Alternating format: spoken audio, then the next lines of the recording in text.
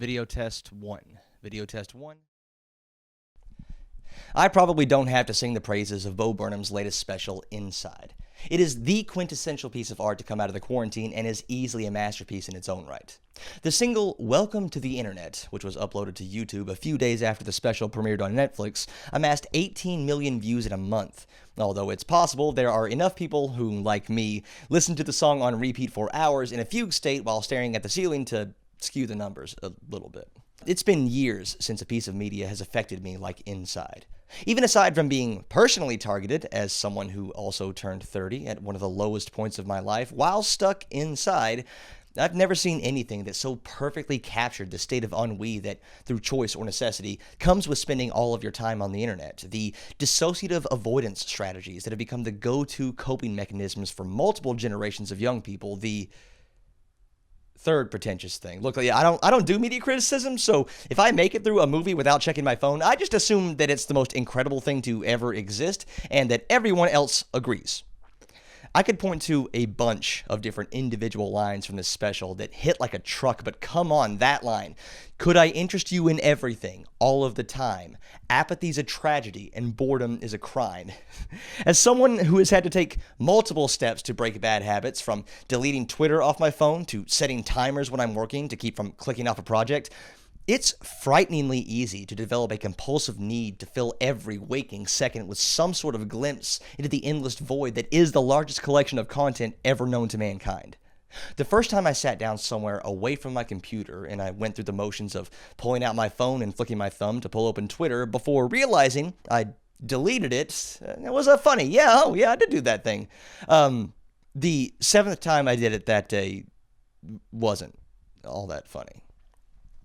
My question was, why? When did the switch happen that shifted my neutral state of being from existing with my own thoughts to passive consumption of media? When did carefully crafted works of stunning cinematic fiction become less enticing than a constant drip of asinine opinions from strangers that I will have forgotten about the time they flick past the top of the screen? And how, with literally the entire world at my fingertips and an infinitesimally small portion of it explored, could I ever have the audacity to be bored? Are these even the right questions to be asking?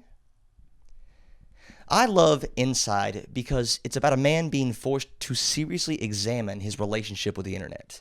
It's about a man performing for no one to be seen by everyone, who recognizes that there's something special about being able to strip away the artifice of dedicated performance, while also recognizing that means that he could be on in the background.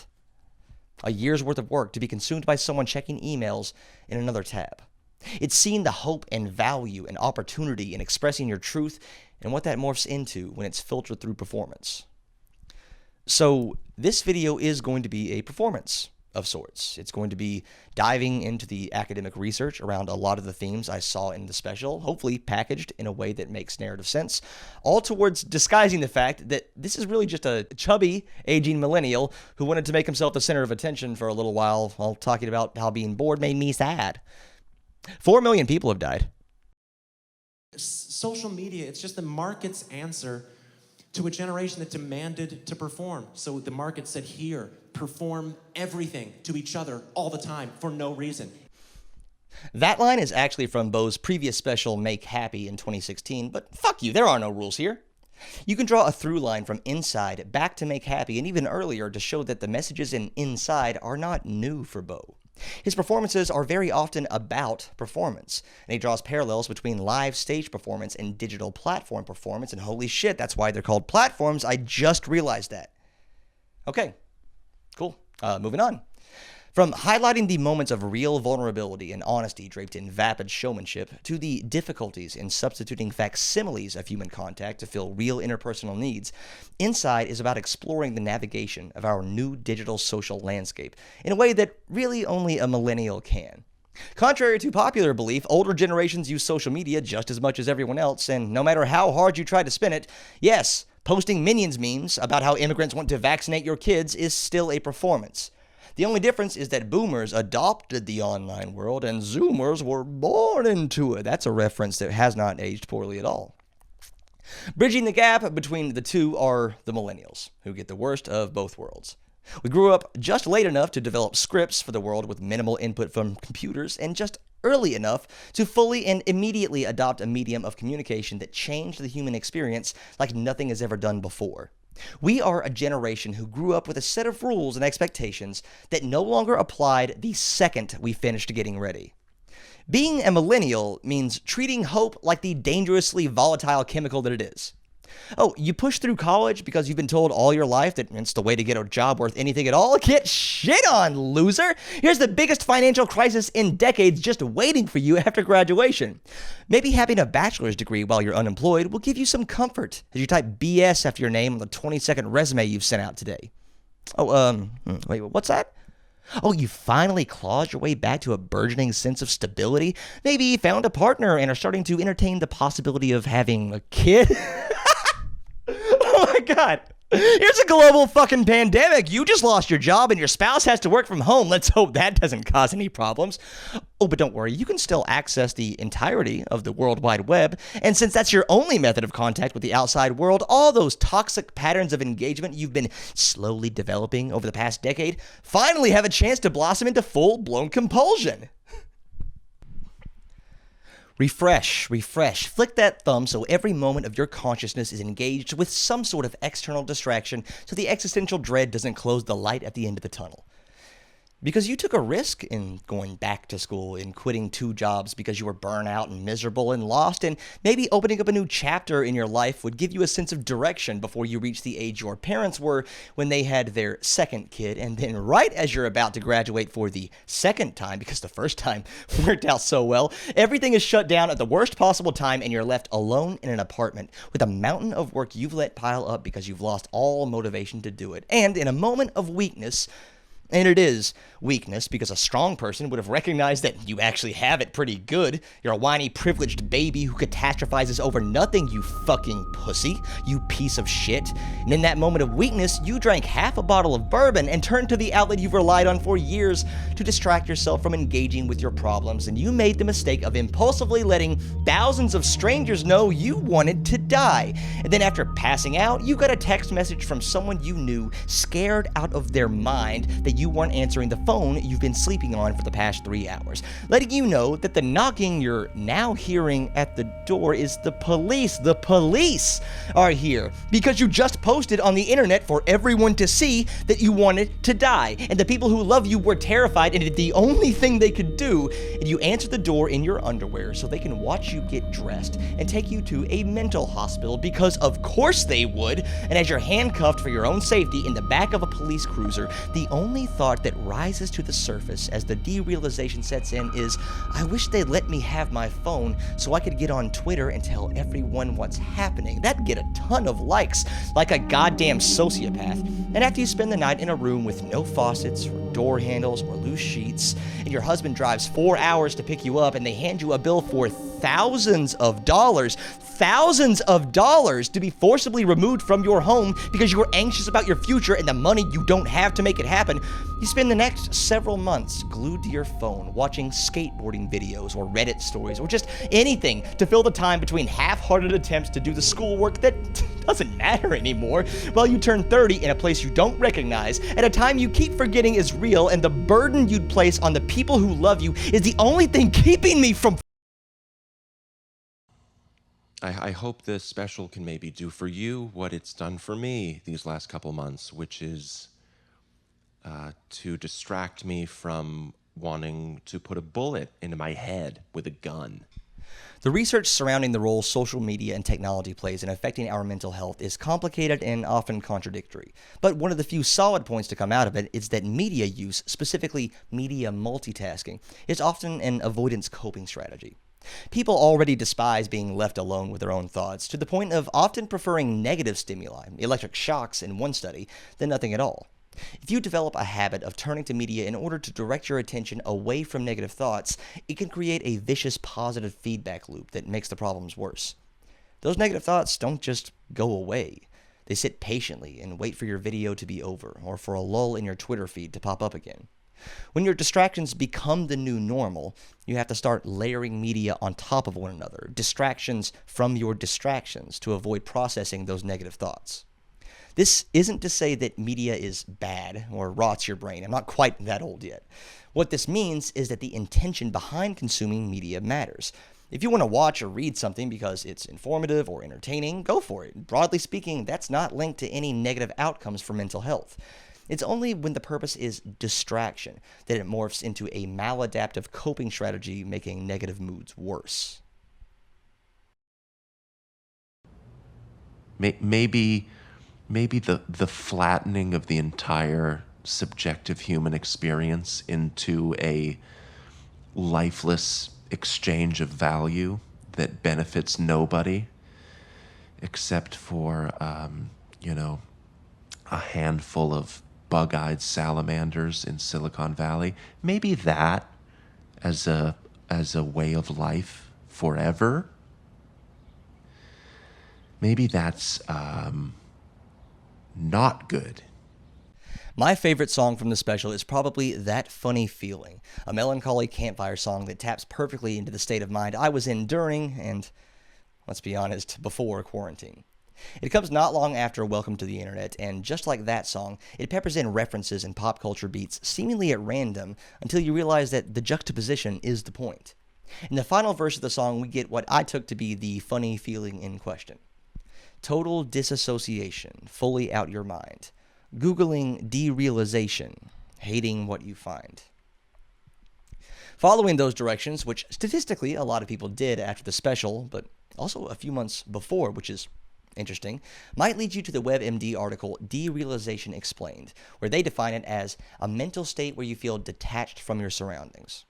It's similar to and often accompanies depersonalization, which is described by the American Psychological Association as an alteration in the perception or experience of the self, so that one feels detached from and as if one is an outside observer of one's own mental processes. These terms aren't interchangeable, but they're so often associated with one another that derealization is often thought of as comprising part of the spectrum of symptoms of depersonalization disorder. And I've seen several articles speaking of them together, even using a combined depersonalization/derealization subscale. From an evolutionary perspective, symptoms of DD are considered to be hardwired responses to severe stress, a coping strategy for things like perceived life-threatening danger. And like all symptoms of mental illness, even if they never progress to the point of pathology, most people will experience symptoms of DD at some point in their lives. But just like multimedia multitasking, this can become the preferred strategy for many people to avoid negative thoughts and emotions. Depression and anxiety are the most common disorders comorbid with depersonalization derealization syndrome, and they can lower someone's resilience to negative stimuli significantly. Our self-perception and how we experience our environment are influenced by our situational affective states and our ability to control our emotions, which is to say that our emotions inform how we interpret the world. Yeah, emotions have a purpose beyond modern sensibilities. They help us to interpret information about the world and both affect and are affected by physiological states. The entire purpose of stress, for example, is to get your body ready to move, which is why having an outlet for stress, especially a physical outlet, is important. Maybe allowing giant digital media corporations to exploit the neurochemical drama of our children for profit. Maybe that was a bad call by us. But what happens when you're stuck inside?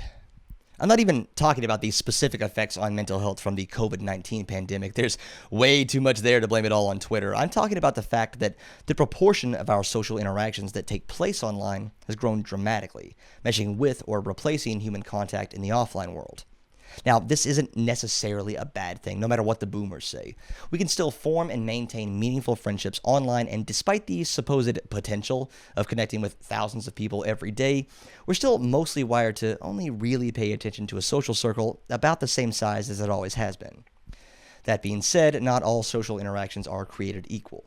Face-to-face video and voice calls are far better than text-based communication, which, yeah, obviously, being able to see and hear someone feels way more like human contact than texting or typing.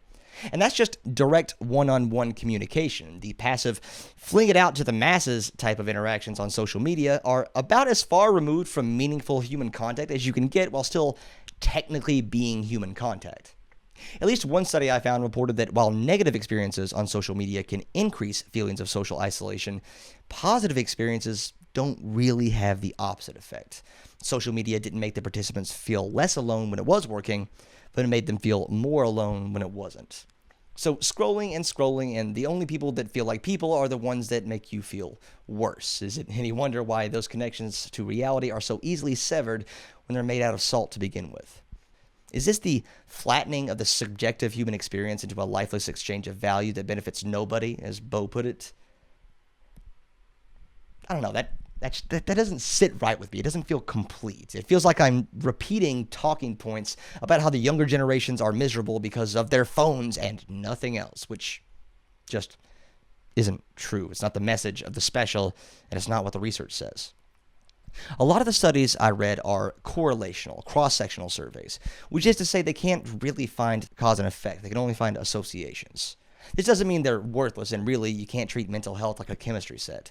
Cause and effect isn't so simple with depression or anything else. It's a complex series of positive and negative feedback loops, etching pathways into your brain where you have to deal with how you've dealt with coping, about how you felt, about so on and so forth. So even though it's often assumed that social media use may lead to depressive symptoms, that assumption is just way too simplistic. I've done a video in the past about how intentionally keeping yourself ignorant on certain topics can make you feel better at the expense of ignoring facts and perspectives that would be inconvenient. And in retrospect, it's the best video I've ever done. So just like media multitasking and derealization are coping mechanisms, so is intentionally avoiding information that conflicts with your worldview. One of the central conflicts in Inside is Bo wrestling with the notion that the world is fucked up and maybe joking about it because you're lucky enough to experience a lot of those problems as an outside observer might come off as kind of shitty. And yeah, the internet is a tool and tools can be misused, but it shouldn't be overlooked that tools aren't just used, they're made. And it did all the things we designed it to do. Now look at you. What type of content gets the most engagement on Twitter? Is it going to surprise you even a little bit to find out that moral, emotional words like these increase the likelihood of retweets by 20% per word? We're wired to pay attention to stronger emotions, especially negative ones, and in turn, those stronger emotions inform our evaluations of society. So emotional messages are more likely to get attention, and messages that get more attention are more likely to get more attention. It's an attraction mechanism that seems fairly natural. Even stripped of all potentially insidious outside forces, quality isn't the most important factor in something's popularity. Sure, the best stuff rarely does poorly, and the worst stuff rarely does well, but everything else hinges on how quickly other people share it.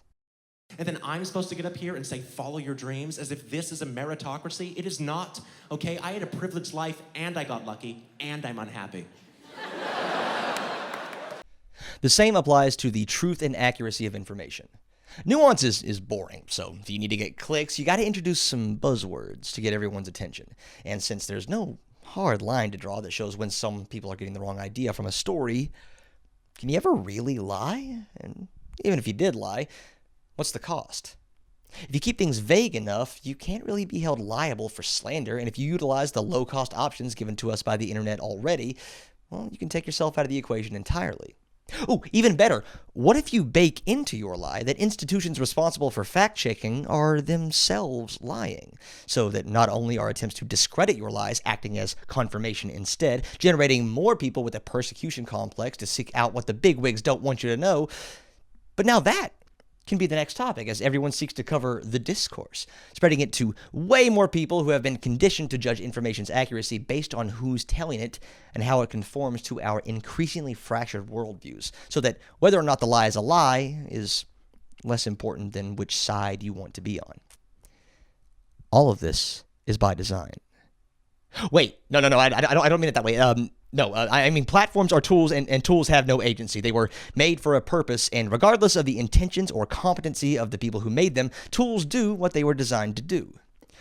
You might be familiar with the concept of free-to-play games, games that don't cost anything up front, but come up with nudges to get players to spend money, often in the form of inconveniencing the player and offering a way out for a small fee.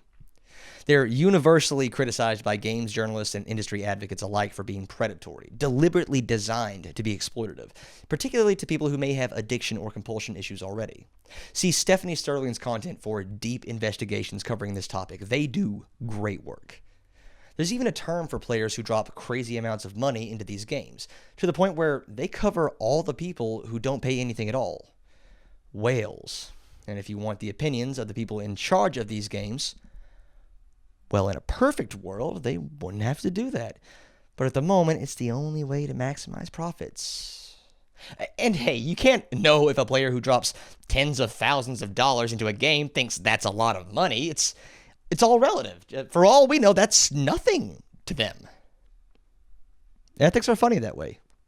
If you convince yourself that there was no other choice, you can then begin convincing yourself that it couldn't have been that bad. But of course, there's always a choice. There's always a choice when deciding what the goal of a system should be and how tools will help get us there. For example, algorithms give companies and the public at large the illusion of objectivity by reducing performance down to quantifiable metrics.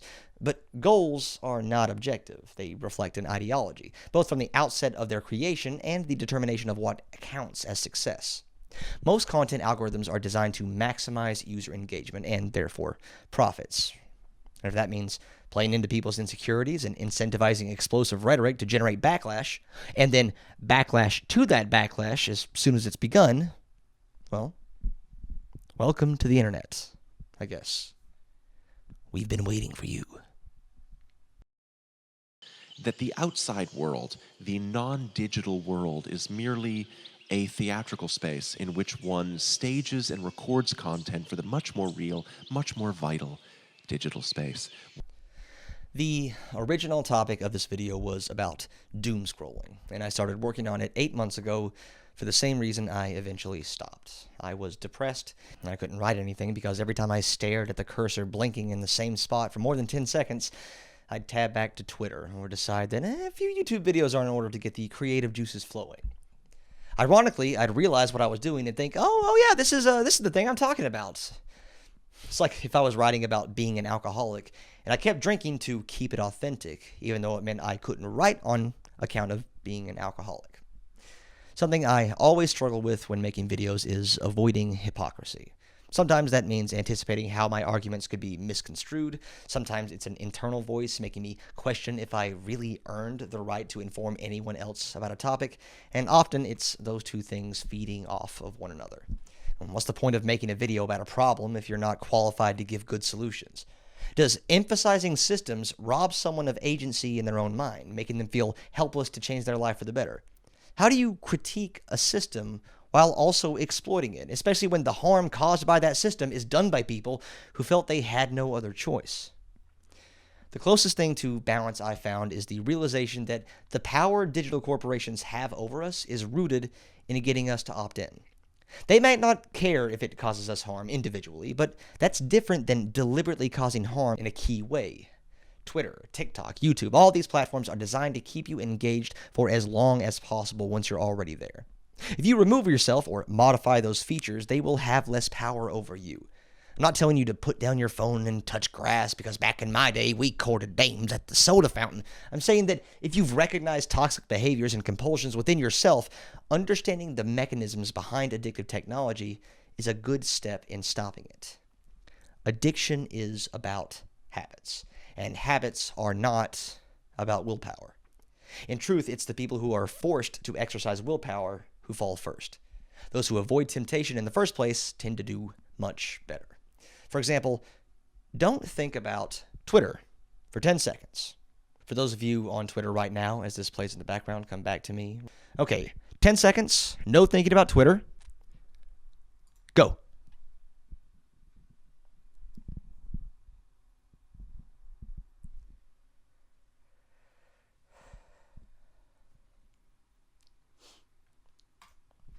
Okay, how'd you do? Probably not very well, even if you've never thought about the Bird app for more than 10 seconds total in your life, because the failure is baked into the task. How can you know whether you're thinking about Twitter unless you compare your current thoughts with the one you're not supposed to have? Look, I'm an idiot, and not in the self-deprecating way to try to be relatable. So I'm not... I read a book on habits 6 years ago and skimmed a section of a book I got for a reference like a week ago. So I can only tell you that avoiding temptation altogether is the only thing that has worked for me. And here's some ways that I personally have done it with some success. First thing, deleting Twitter from my phone, like I said in the beginning.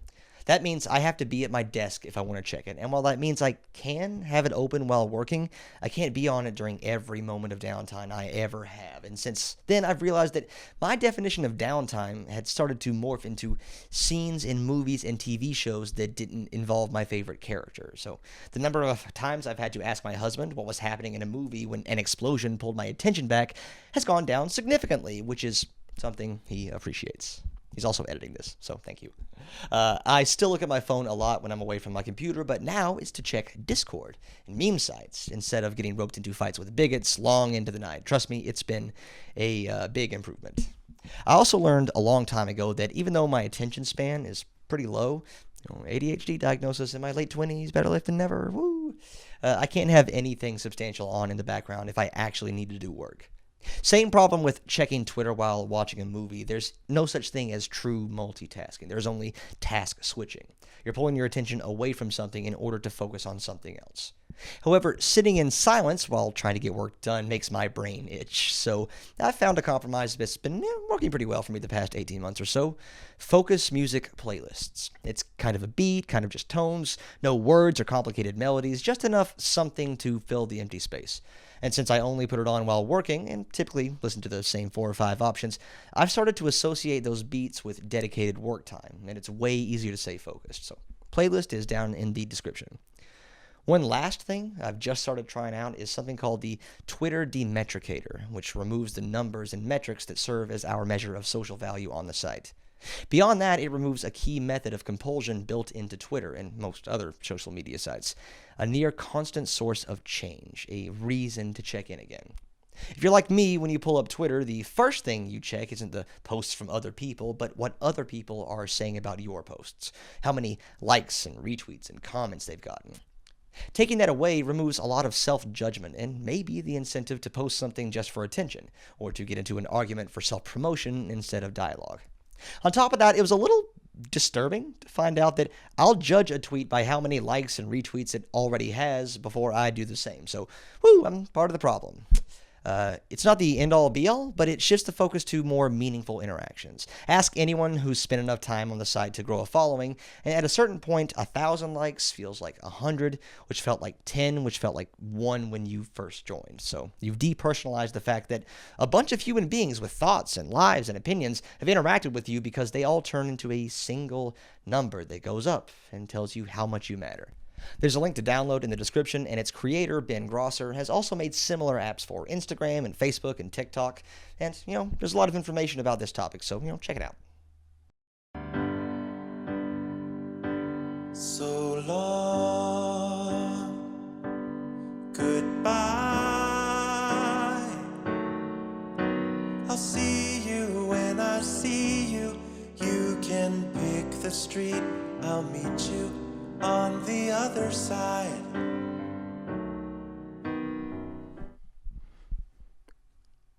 Why did I make this video? Was I really so moved by a Netflix special that I needed to express what was in my soul? Did I think a self-indulgent rant about my problems would connect with people, and what does that even mean? Did I see something popular and jump on the bandwagon to make one of those to leech off the attention it was getting? Does anybody actually check the references I put in the description of my videos, or could I just start making shit up? Who's going to check?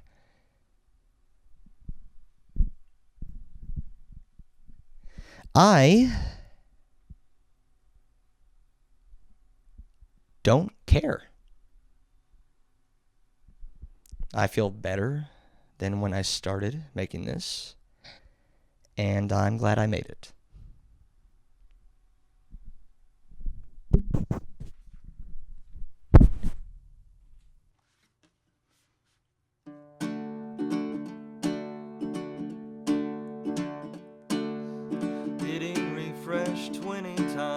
see if they still care. Thumbing cancel on your call so they know that you're still there. Contracts not renewing and your income's going down. 2 degrees in 15 years, your purpose never found. Total disassociation, put it off again. Everything will work out fine, start to wonder when. Doing research on the beach that's pulled you underground. Realizing it's you that feeds it, time to turn around. Hey, what can you say? It was overdue, but we can be sober soon, just wait. Hey, what can you say? It was overdue, but we can be sober soon, you wait. Ba-da-dum, ba-da-dum, ba-dum, da-da-da-da. Hey, what can you say? We were overdue, but we can be sober soon, just wait. Ba-da-dum, ba-da-dum, ba-dum, da-da-da-da. Hey, what can you say?